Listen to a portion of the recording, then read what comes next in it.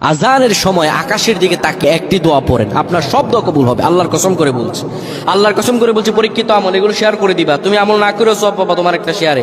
এটি যদি শুনে অন্যকে আমল করে তুমি আর সওয়াব পেয়ে যাবা। আজানের সময় যখন আজান হয় তখন আমরা কথাবার্তা বলি, এগুলো অনুচিত। আপনি আজানের সময় আকাশের দিকে তাকিয়ে একটি দোয়া পড়বেন। এই দোয়াটি আমরা অনেকেই পারি।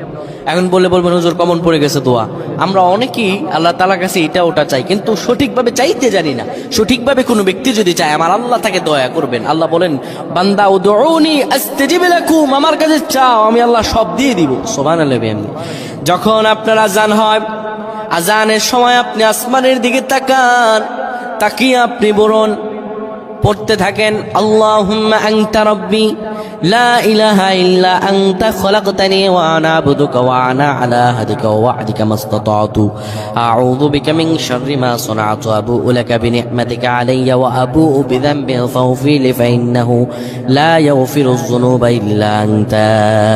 এই সাইয়্যিদুল ইস্তিগফার আপনি পড়েন, ইনশাআল্লাহ আল্লাহ সব দোয়া কবুল করে আপনাকে কবুল আর মঞ্জুর করে নেবেন। পড়েন আল্লাহু আকবার।